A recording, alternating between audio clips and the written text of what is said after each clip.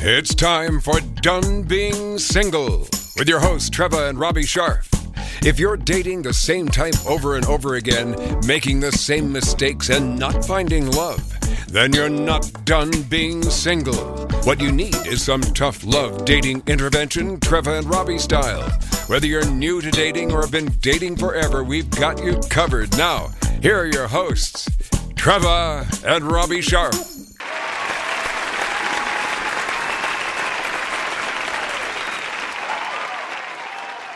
Wow, our studio audience is particularly lively this morning. Keep it down out there, please. The bar is open out there. How about that? Hi, Lovey. Hi, lovies. What's the latest? Oh, not too much. What's happening with you? I don't know. It's been a long time Has it? since I've seen you. Oh, I know. Almost a few minutes.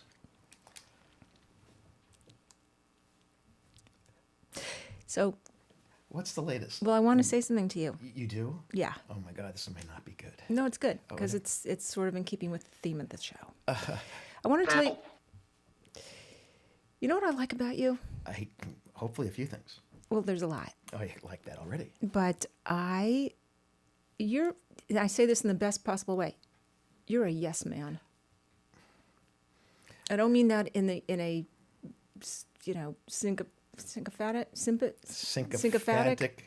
sycophantic way. Like, you don't, it's not like that. You're a positive person. Yes, ma'am. And you say yes to me, which I like. Well, I try to when I need to, when I have to. I know how to do Well, that. that's what husbands Yes, should. yes, dear. Yes. That is very true. And you sometimes reciprocate. I'm a yes woman. Oh, I'm a yes wife. yes, wife? When I'm not, we get into it and then Then it's you tell me that, like, yeah, not quite a yes wife. no, But but that's- I, you know what, I'm learning. I'm learning. Listen, it's not hard. It's not hard. It's not easy getting married at this age because you have your way of doing things. And, it's like my yes is my yes, right?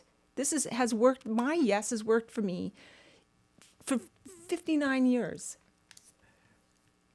Has it? Yeah, it well, really? yes, yes, it has. Okay, yes, you're right. It has. It has. So sometimes, Your yes brought you to me.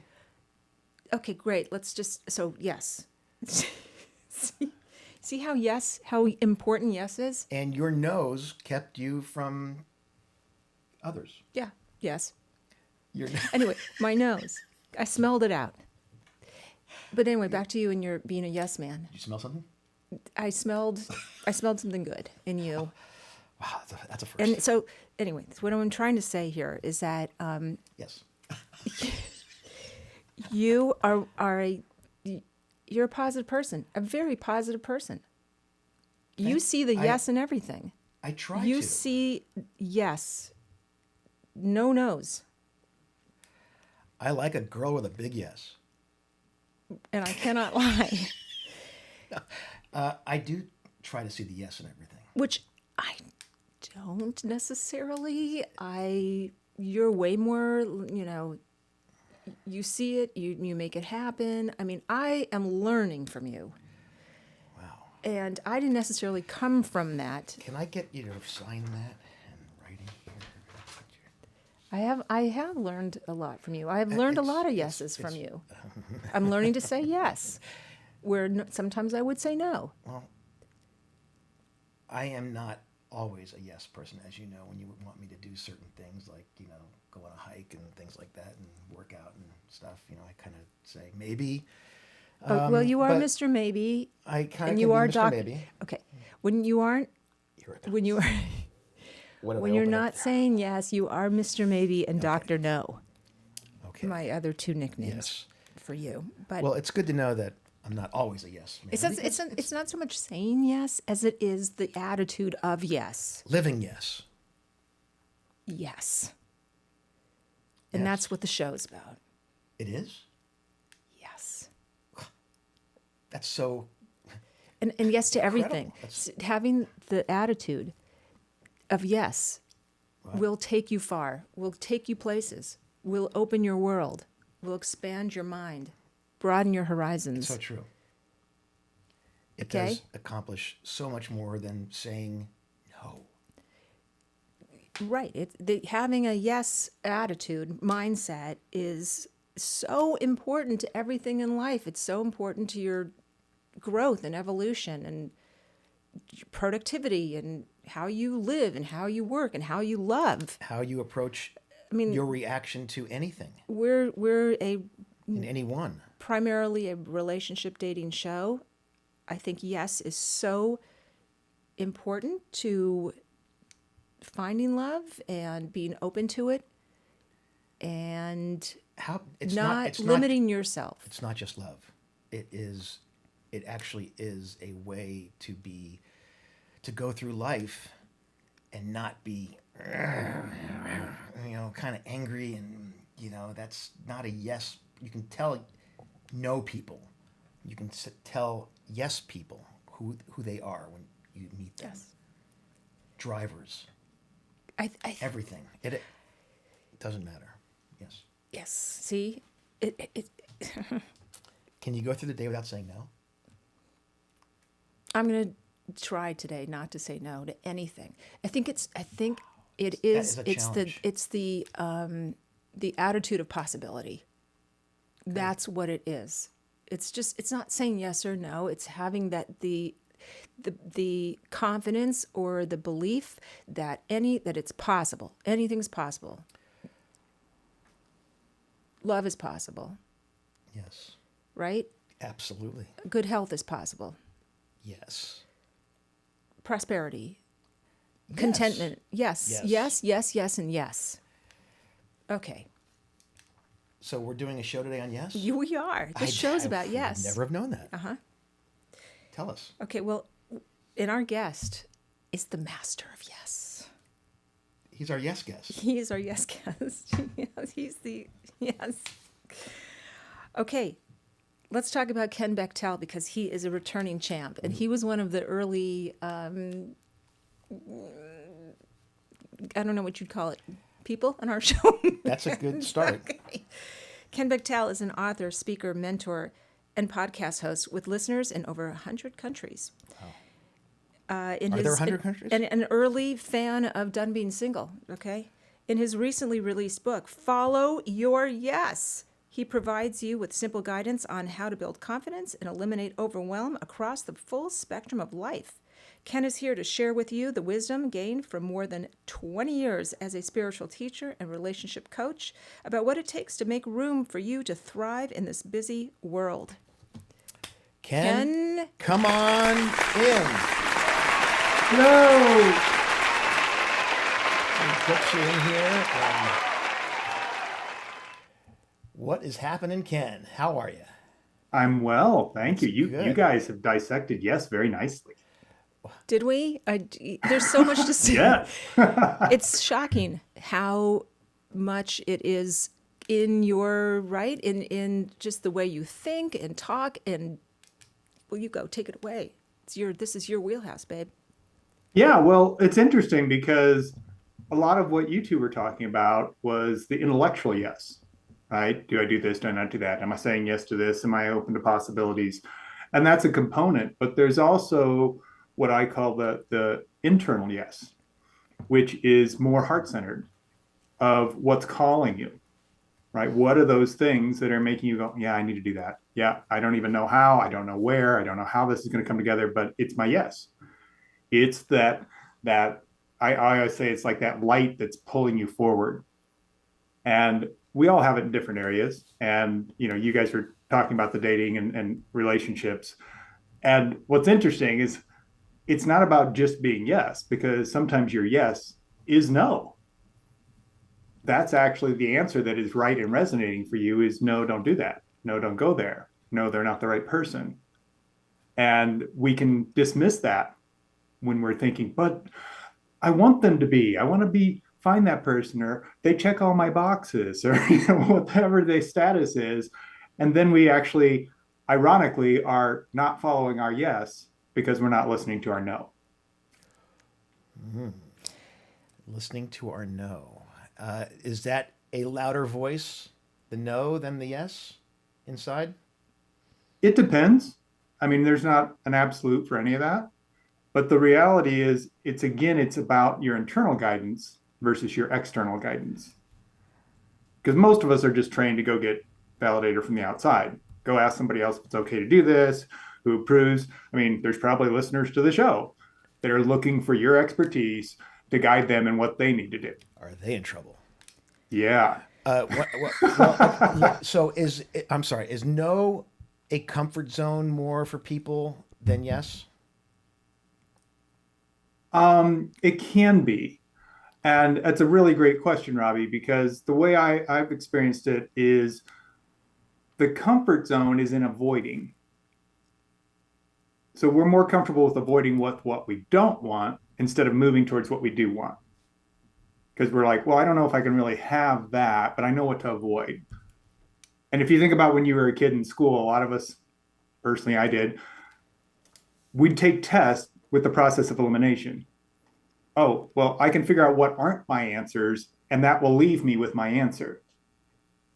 Mm-hmm. But that doesn't work in the real world because there's more than 4 or 5 choices. So you'd be looking forever, right? It's like looking at a menu at the restaurant. If you had to go through and look at everything you didn't want to find the thing you did want, it'd take you hours to get to dinner. And it's interesting you said maybe avoiding what someone else wants gets you to know also. That might not be a comfort. That might be, your first inclination is to maybe not want to go along with somebody else's suggestion, or you do it. So it's just kind of a curious kind of a way to be with someone. Yeah, and one of the things to keep in mind is our brain basically calculates things as being part of our comfort zone because they're familiar, because the familiar feels safe. The brain goes, oh, you've done that before, you've survived it, cool. That's a comfort zone. Now, we can have miserable experiences that we survive, and yet our brain's still going, hey, my job's to keep you alive. So as long as you survive, that's a comfort zone. The truth is, for most people, what we call our comfort zone would be better named our familiar and frustrating zone. Because there's so many things that aren't really comfortable or what resonate for us, but because we've done them before, we do them again. And we can get stuck in that rut.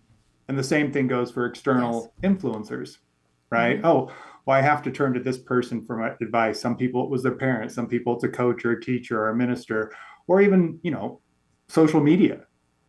People are, oh, well, why are you looking to that person you've never met that just has a bunch of followers to guide your life? Oh, God. Because we're less comfortable guiding our own. Yeah. Because that requires accountability. Okay.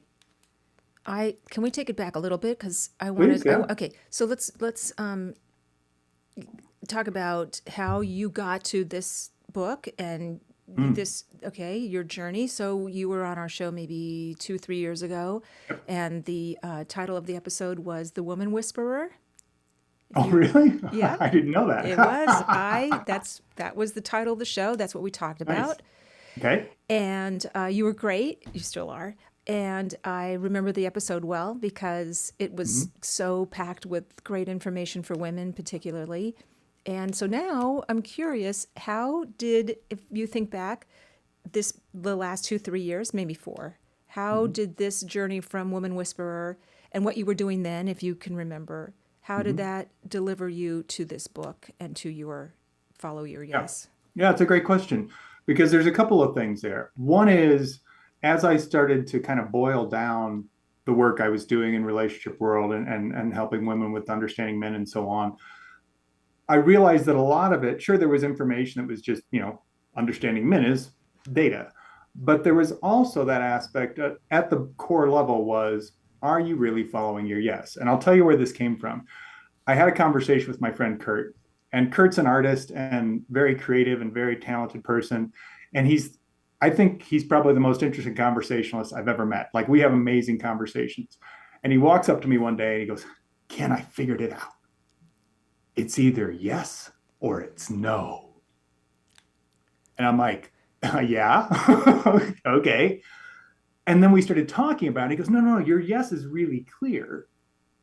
And if we just pay attention to our yes, we can let go of everything else. It's a no.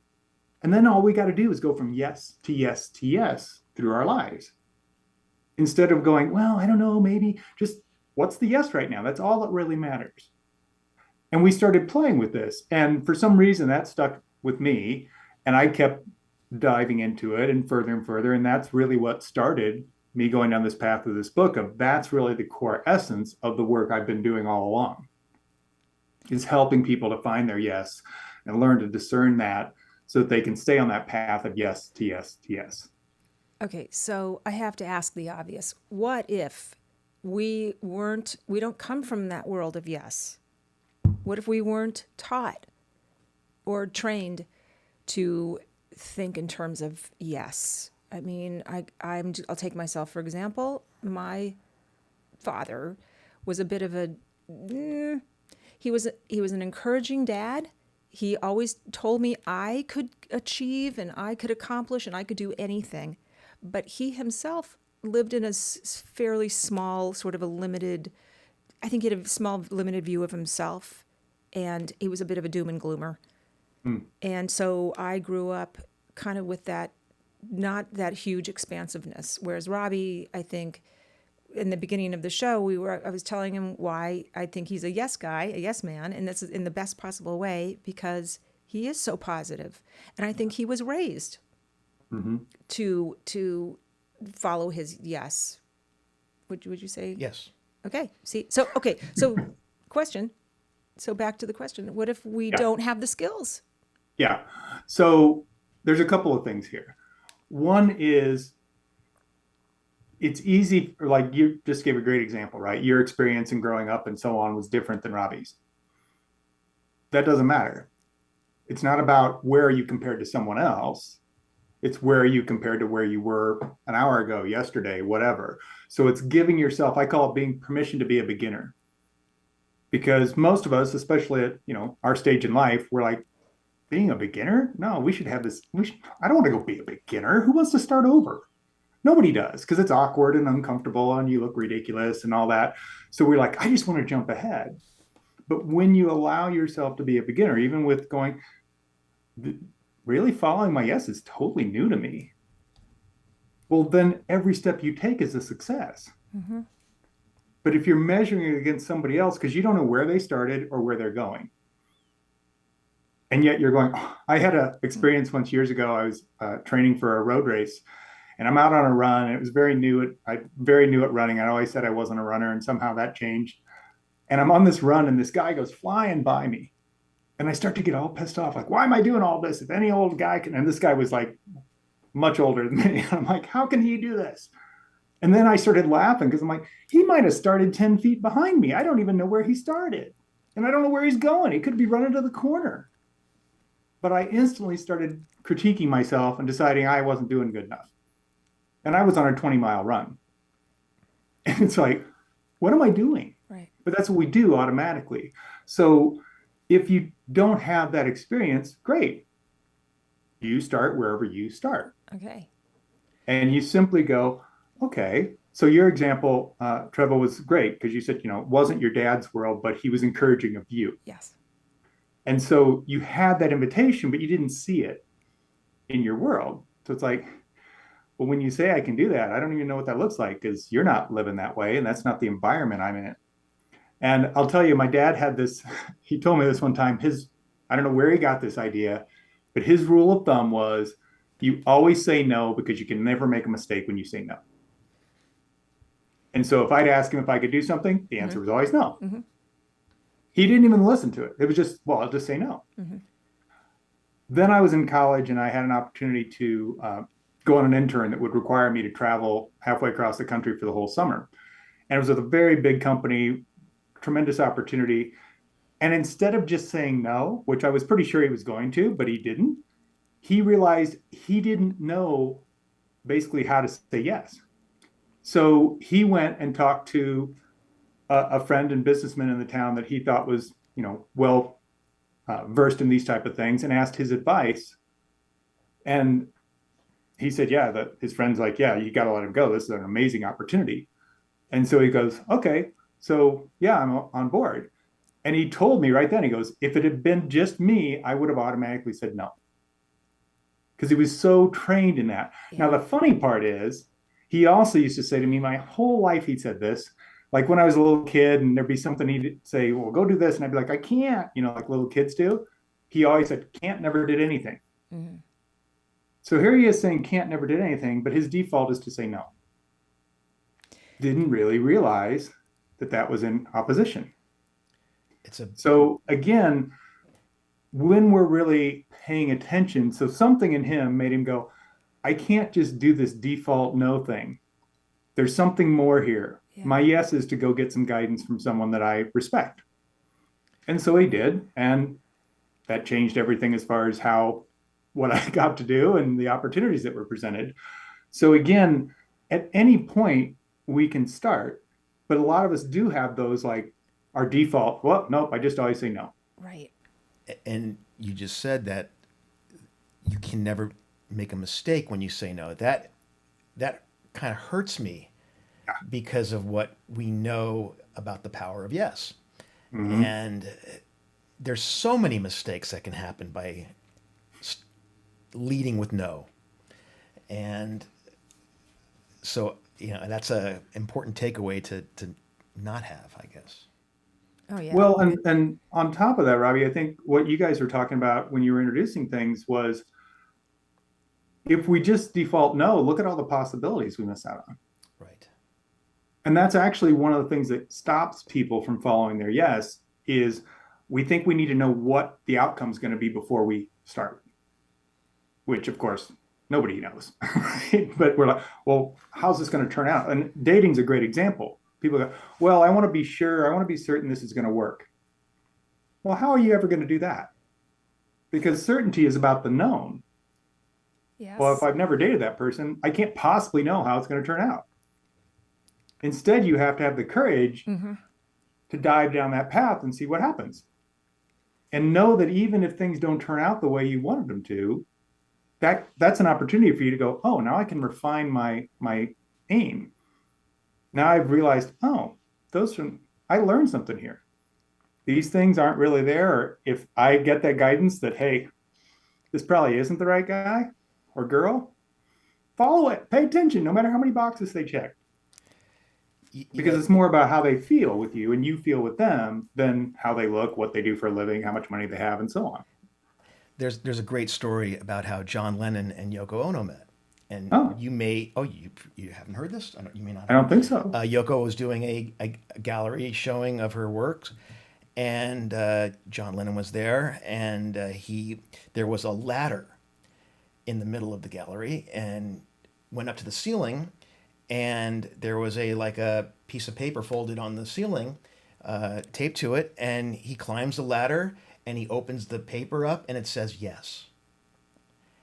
And at that moment, he said, who is this artist? This is incredible. This is like the most amazing experience, because if it said no, he said he probably would have been turned off and not interested.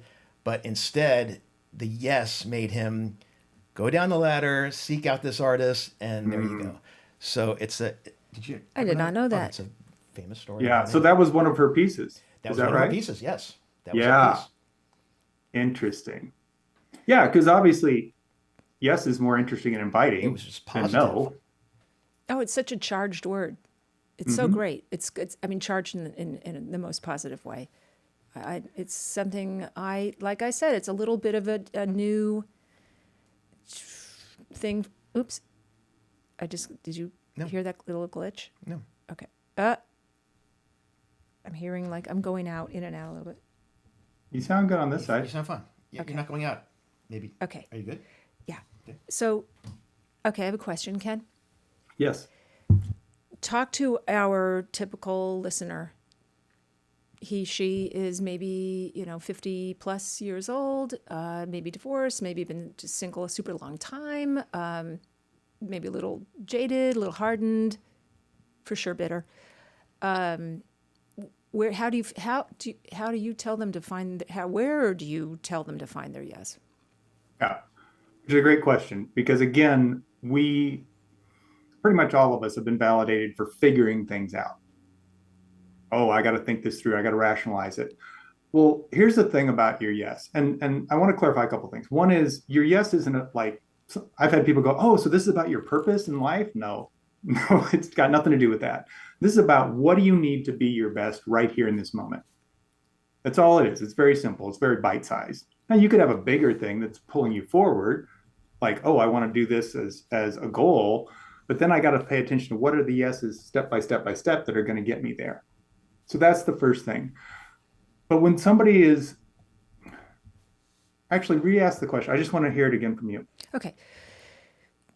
Speak to our audience. Mm-hmm. Speak to our typical listener who might be in midlife, is single, maybe has had a few disappointments, maybe a divorce under their belt, is kind of, a little on the cynical side, and doesn't believe that it's possible or it's out there.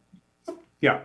So again, and that's why I want to hear it from you again, is there's a difference between believing and knowing. So believing is the thought process. Knowing is emotion. So you don't find your yes in your head because your yes is a feeling. Your yes is in your heart. Now, most people have been trained that your feelings aren't valuable in making decisions because you can't quantify them. We can't rationalize where the basis of them comes from. And sometimes they make no sense at all. And so we dismiss them and we just go to our head. So our head is the how we do something. That's what it's really good at, figuring out how to execute on something. But your heart is the what and the why. So if you're just doing the how, what you're typically doing is, how do I avoid what I don't like? Which is, to your comment about somebody that's maybe been jaded or hasn't dated in a long time. I had a woman I was working with recently who she'd been married, I think 17 or 18, like to her first boyfriend. And now she was divorced. She's in her 50s. And she goes, I literally have never dated. And what little she paid attention to was when she was a teenager. And obviously the world's dynamically changed since then. And she's like, all I know is what I don't want to happen. And so she was totally trapped in avoidance, as opposed to going, I said, well, what do you want to like, let's ask the other question. What do you want? She goes, well, I want to meet somebody and have fun. I said, good. That's all you need to know right now. We don't know what that's going to look like yet, but that's your measuring stick. Is this fun? Does it feel like fun? Not should it be based on somebody else's measuring stick, but what feels like fun for me. So it's always about checking in with your heart. And I always say it's about feeling it out instead of figuring it out. Then you can go and figure out what steps to execute on moving towards that feeling. I have a follow-up question. Please. Pardon me. What is the difference between following your yes and having toxic positivity? What do you mean by toxic positivity? That like toxic positivity that some Too positive? That it's a turnoff? Yeah, like how do I explain toxic positivity? It sounds self-explanatory. It sounds like it's too positive that it's a turnoff. So right. Like you can't fail. If you keep thinking positive, it will happen. You must not ever, let up in your belief. Well, here we go back to belief versus yes. Yeah. So did you notice what you said? Thinking positive. Correct. Right? That has nothing to do with, does it resonate with your truth in your heart? Because other people will tell you what's positive thoughts. Right. And then you adopt them. So we always attract what we believe, not what we desire. Right? So if our beliefs are going to override that. So if you're thinking, I mean, in my opinion, this is why I asked you what toxic positivity is. Toxic positivity is toxic to yourself because you're no longer actually engaging with what's in front of you. You're just whitewashing everything with, oh, no, that's fun. Oh, this is okay. No, it's great. Everybody should be happy. And you're not even engaging. It's actually a way that you dismiss and kind of cop out on the world. Right. And that's not healthy for you individually because you're not engaging. And part of following your yes is, like we talked about earlier, honoring the fact that sometimes your yes is a no. And I've asked so many people this question about, what's a time when you followed your yes or you didn't follow your yes. And it was funny because so many of them, probably like you, Trevor, went, is it okay for my yes to be a no? Because we think they're polar opposites. It's like, no, we've all had that. Like, no, don't go over there. Well, that's your yes. That's what resonates with you, even though it expresses itself in no. So it's staying true to what is your truth from the inside instead of what you think you're supposed to do or should do from the outside. I have another question. Yeah. Well, I have all these questions. Well, go ahead. You can go jump in. No, go ahead. Okay. I'm here. I'm a passenger. Go ahead. You drive. It's okay. Okay. I'm fine. This is fascinating. I like this conversation. So I have do a lot I. to say. Okay. Well, do you mind? No. Okay. Yes. Also, because if I don't, See, that was a positive no. I like that positive no. Okay. You know what? There's nothing wrong with a positive no. Because I do believe in the power of no. Because I'm giving you the range. Sometimes to saying no is continue, very so important. Sometimes see? saying no is honoring your boundaries. Look how we are evolving in front of your eyes.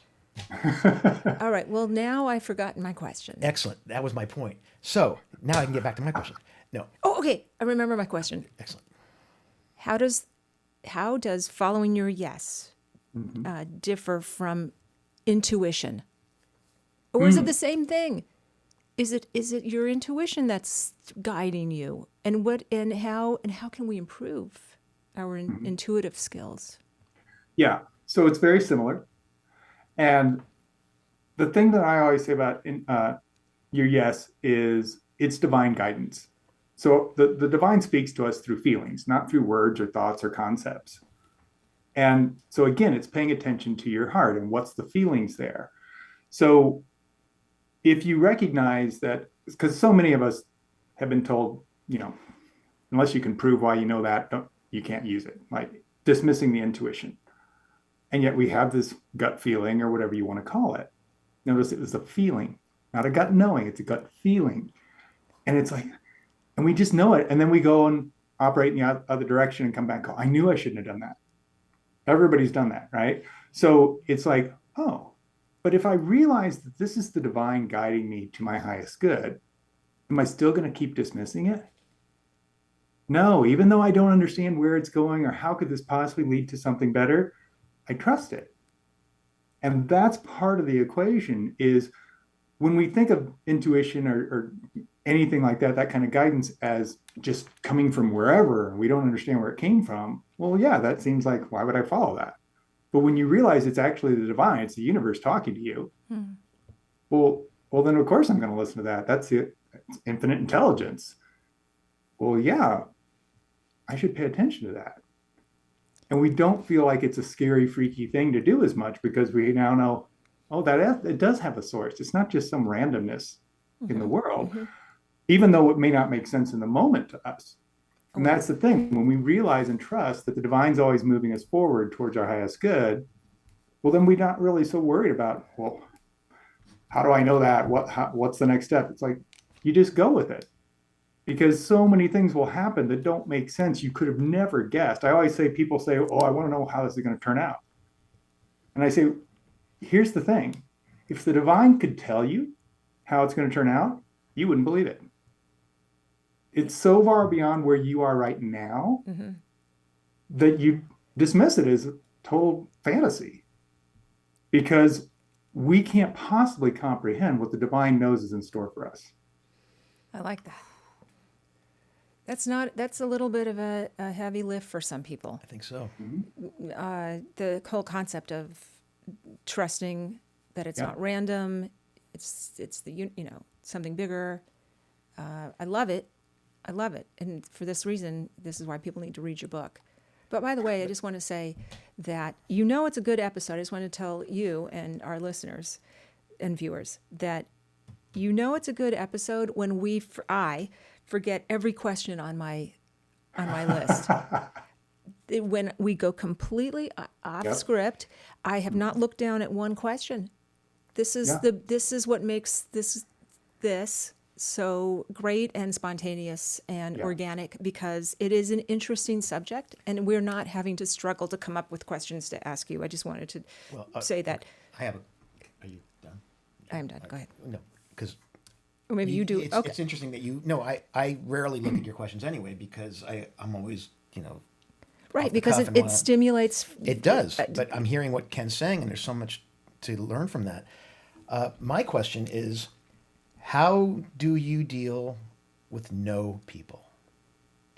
Meaning, As a yes person, as a positive person, is there a strategy to when you meet with somebody, whether it's a potential date or a business or whatever it is, some communication, and you can sense that this person is a no person. What can you do to get over that hurdle with this person in ways? Are there tips? Are there yeah. things? And the thing that I would always advise someone is it's not about are they a yes or a no person. It's about does spending time with that person feel like a yes? If they're like super negative, you're like, it's not that fun. I mean, we've all had people in our lives that suck the life out of us. But for whatever reason, we felt compelled, like, oh, they're relative, or they used to be my friend, and now I don't really care for them. But how do I say no to that? Well, we all grow and evolve. So it's a matter of going, the whole focus of following your yes is going, what do I need to be my best with whoever I'm interacting with? And when you realize that's what you're doing, it's incredibly generous. You're being very giving and going, I'm committed to being my best with you, which means I may have to say no to things. Because I know that if I just go ahead and do it anyhow, I won't be. It's like if a friend invites you to like a scary movie and you don't like scary movies, but you haven't seen them in a while and you feel like you should do something and I don't want to be a bad friend. So you go, and the whole time they can tell you're hating the movie. Your hands are over your eyes. It's clear you didn't want to be there. Well, then what kind of gift was that? It was terrible. You weren't doing what you wanted. They went with somebody who felt like they were forced, and nobody actually was there and present and being their best. So when we do that, it's not about what they do. It's just being that example of, hey, I'm going to be honest about what I need to be my best. And I always encourage people, like literally say that. I've been in conversations with people where for whatever reason I was getting distracted. I could tell I wasn't paying attention to them. And I've stopped the conversation and said, I'm sorry, I've got to interrupt you. I really want to be my best with you. And I realize I'm distracted right now. Can you give me a minute to collect myself? And they're like, yeah, that's the coolest thing anybody's ever done. Like, how awesome is that? That you like, instead of just not paying attention and going, God, shut up and be done, you pause to make sure you could be present. And that's what we're doing is we're going, I'm not committed to being my best in this situation. Does that answer your question, Robbie? No. Awesome. I mean, Yes. No, take me more. That's great. I mean, and maybe what I meant was if there's, and let's talk about a business meeting Okay. where you have an agenda and you have a goal in mind and you are approaching it in a positive manner and the other person is not. And so you want to be more either convincing or you want to know how best to deal with a person that is coming from a more less positive than you. And you want to get someplace where you can both have a win situation, a win-win compromise of some sort, where it's just that's how deals are made. So, are there tips along those lines in dealing with that situation? Yeah, absolutely. And thank you for clarifying. So business is a great example, right? So somebody comes to the table and they're kind of like this naysayer and everything's never good enough. Well, what you want to do in that situation is get curious. Really be curious about, well, what is it that you need? What are you looking for? Because naturally what happens is our brain fills any gap in knowledge that we have with worst case scenarios. That's a self-preservation mechanism. Right. Right? So, oh, well, they seem to be really resistant to what we're offering. Oh, they probably can never be happy. They're all about this. We make up all these stories in a heartbeat about how this is a dead end. But the reality is we have to find out, well, what's the good reason you're saying that, Robbie? What are you needing in this situation? I'm obviously missing something, so help me understand. And when you do that from what's the good reason or what's the thing you're looking for, it's true curiosity. That's different than why'd you say that? Because that basically has an implied accusation that you did something wrong and people will get shut down. But if you're really curious, because the thing is, most everybody, whenever we say something or do something in that moment, we thought we had a good reason for it. And so when you ask, well, what was the good reason? Oh, I actually, this is a perfect example of this. So there was a woman I was working with, and we were talking about this, and her boyfriend had basically been pretty mean to her that day verbally. And she goes, well, what's the good reason you had for doing that? And he goes, oh, well, you pissed me off yesterday and I wanted to get back at you. She was like, what? And he goes, yeah, I'm still pissed about this. So I thought I'd be a jerk to you today. And she's like, okay, wow, that just told me a bunch that I would have never done. She goes, because I had already come up with all these excuses for his bad behavior to make, oh, he had a hard day. And, oh, I must be being too naggy. And she had all these stories of how it was her fault for what he was doing. And instead, when she got curious, she found out the truth. And then she could make a choice. Was it her yes to stay with that person or not? Yeah. That's such a great answer Yeah. to what I asked, because it puts a label on it of being curious, being inquisitive, shows you care. Yep. And when you show you care to somebody that might be less positive than you, and I'm not going to be negative, I'll accuse somebody of being less positive, then it kind of gives them an opportunity to open up a little bit more. And because they know, oh, you're asking a very important question and you're coming at me with curiosity and not anything accusatory of, why'd you say that? Or, yeah. And so that's really, thank you for that. That really was wonderful. Yeah. And to your point, Robbie, is everybody wants to be known and understood. But most people just automatically make up, oh, I know what they're doing. I know why they're doing this. And, let's be honest, most of us are wrong. It's our own fears. Like if I think my product isn't as good as somebody else's, I'll be, oh, they probably already talked to them. They want this. They're going to find a reason my product isn't good enough. They haven't said any of this. Right. But we make it up because it's our fear that this is where our weak point is, or this is where I don't qualify, or maybe I don't have the experience. And so I think they're going to go with somebody else because they think I'm a rookie. Whatever it is, we come up with these stories as opposed to go, wait, all that's fiction. That's all stories. What if I actually got curious and got the facts? And then we could go from there. Yep. Curiosity. It also helps in dating. Oh, well, that's what we're saying. No, it does help. All the time. With any interaction. It really does. By the way, I just want to say a few more things about your book. Your acknowledgments were so wonderful. Oh my God. Those were some heartfelt acknowledgments. Oh, endorsements, not acknowledgments, excuse me, endorsements. Yeah. Wow. I was really moved just by reading the blurbs that you got. Thank you. I also love your UPS driver analogy. I had no idea UPS driver. Should I say it or should we? Yeah, please. I Go ahead. don't know. Do you know that UPS, according to Ken, UPS drivers don't make left turns. They avoid it. They avoid making left-hand turns. Yeah, they've actually they studied it, and most delivery companies follow suit now. But they found out that if they didn't make left-hand turns, especially in city environments, it was safer because they're not turning across traffic. It saved time because they're not waiting in that turn lane. And this is the one that surprised everybody. It saved fuel because they're not idling, waiting to turn. They just turn right, go around the block, and go wherever they're going. So almost 95% of the time, they will turn right because it's all those benefits. But nobody would think of that. It's the exact opposite of where you think you're going, but it's not. It's just the indirect route that gets you there quicker and more efficiently. Okay, so apply that to what we're talking about. To what? Apply that to what we're talking about. Yeah. So this is the way I describe it in the book is obviously somebody at UPS and these other places looked at the bigger picture, right? And they went, wait a minute, why are we doing all this? Look at how long they sit in those turn lanes. And they started to go, what if there's another possibility that works better? And they looked at the bigger picture. Now, I'm sure whenever those drivers first got that, agenda, they're like, you guys are nuts. And then they started realizing their route was getting done faster. They didn't have to sit in that turn lane. And all of a sudden they're like, this is better.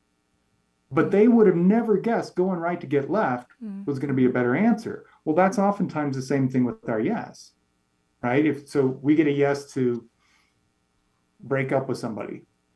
Oh, but I think if these and these and those things would work, it'd be okay. And instead it's like, well, just walk away, just end it and move on. Well, I can't, I'm so close, it's the closest I've ever been. But what's happening is the divine's going, look, I've already looked at your map. There's a guy on the other corner. But if you stay over here with him, you'll never turn. You'll never get there. So you have to trust that, again, the divine is actually giving you the guidance that you can't see yet because the divine sees the whole picture. How many times have you been behind a delivery truck in a left-hand lane and go, oh, I'm not going to make this light because this guy is, too big a truck. And he's in the middle of the street and the light's going to turn. And I'm, so it's a very interesting observation that I will be looking at. I do think saying yes is a choice. Mm-hmm. And I don't know if this is true, but Abe Lincoln, I think this quote is attributed to him. He said that happiness... Oh, no. Folks are as happy as they make their minds up to be. Folks are as happy as they make their minds up to be. I don't know if that's him, but it is, barring some legit mental health issue, I do believe it's a choice. Yes. I think being positive is a choice. I think that for people that it doesn't come naturally to, it requires some practice. Yeah. It is like working a muscle. Mm-hmm. Really, Yeah, it's and I actually use that analogy in the book because we all have internal guidance. It's a built-in part of the equipment. Yes. But have we paid attention to it? And it could be because we had external forces that said, don't do that. Or it could be because, we got scared of it or whatever it was. It doesn't matter. What matters is it's still there. It's just like if your arm had been in a cast for 2 months and you take it out and it's now this scrawny little puny thing because it's atrophied. It hasn't been used. Right. Well, the same goes for your yes. If you haven't used it, it's not gone. You don't have to invent it. It just has to start being flexed and used. And just like our arm, it has that memory and it'll come back very, very quickly. Because each time we do it and we follow, we're like, wow, I'm going to pay more attention to that. Oh, we do it again. This is so much easier than trying to figure everything out and go through all. It's like, just follow that instinct, follow that guidance. And I don't have to explain it to anybody because the truth is feelings are not something that's rational. But they are unarguable. Yeah. You can't deny when you're having a feeling. It's like, I don't know why, but I am. Well, if we just went, I don't need to know why. That's just the guidance. When I was a little kid, I was terrified of the dark. Didn't make any sense. Nobody else in my family was scared of the dark. Why was I? But there's no argument that I was. No, I'm not now. Where'd it go? Yeah. Who knows? It doesn't really matter. But it's following those feelings. Now I actually love it. I'm like, wow, can I find the darkest place ever? I was once on a hike and it got night and it was so dark. I did this and I couldn't see my hand. Like a foot in front of my face. I'm like, this is awesome. And I started going, I would have been peeing my pants if I was a little kid because it terrified me as a child. On that note, Ken, tell us how people can find you. Yeah. Thank you. The website's followyourYes.com. There's all the information on the book and programs, and obviously you can order the book there. That's home for everything. I'm very proud of you. Yes. Because I don't think you were an author last time we spoke. So congratulations. No, I wasn't. And I actually said I would never write. Oh my gosh. I am so... I just wrote a book too, so congratulations. thank you. Comes out in February. So just for, big props to you as an author, and I love it, and I love that you have been in our life and keep coming back, and congratulations. It's so fantastic. Thank you both. We didn't say where we can find us. Who cares? People know. Okay. My God. But All right, we're people good know. at that. Okay. Donebeingsingle.com. It's a good start. Okay. Thank you, Ken. This has just been enlightening and positive, and we love that. Thank you. Appreciate it. All right, everybody. Have a great week, and we'll see you next time. I'm Shadow Stevens with my friends Trevor and Robbie. See you next week on Done Being Single.